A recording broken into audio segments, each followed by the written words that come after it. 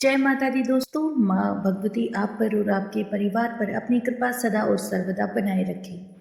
आज हम सुनेंगे अहोई अष्टमी कथा। पूजा के दौरान साहूकार की कथा को पढ़ना या सुनना अनिवार्य बताया गया है। इस कथा के अनुसार प्राचीन काल में एक साहूकार के 7 बेटे और 7 बहुएं थी।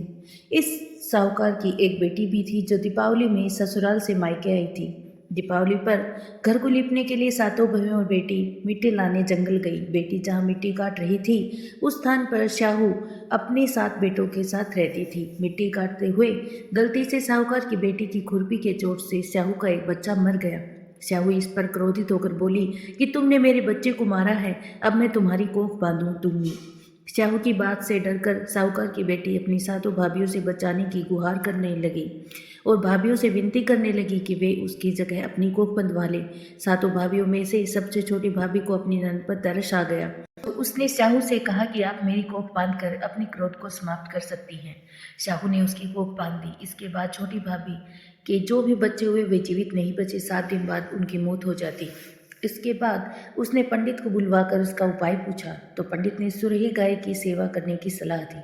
सुरही सेवा से प्रसन्न होती है और छोटी बहू से पूछती है कि तू किसके लिए मेरी इतनी सेवा कर रही है। तब छोटी बहू कहती है कि शाहू माता ने मेरी कोख बांध दी है जिससे मेरे बच्चे नहीं बचते हैं। आप मेरी कोख खुलवा दे तो आपकी बहुत मेहरबानी होगी।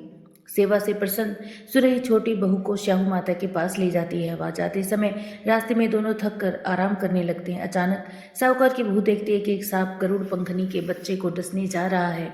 तभी छोटी बहू को सांप को मार देती है। इतने में गरुड़ पंखनी वहाँ आ जाती है और अपने बच्चे को जीवित देखकर प्रसन्न होती है। इसके बाद वो छोटी बहू और सुरही को शाहू माता के पास पहुंचा देती है। वहां जाकर छोटी बहू शाहू माता की सेवा करती है। इससे प्रसन्न शाहू माता उसे 7 पुत्र और 7 बहुओं से समृद्ध होने का आशीर्वाद देती है और घर आकर अहोई माता का व्रत रखने के लिए कहती है। इसके प्रभाव से बहू का परिवार पुत्र और बहुओं से भरता है। अहोई माता जिस तरह छोटी बहू को दिया वैसे कहत सोई तुकारा भरत अपने सारे परिवार में दी।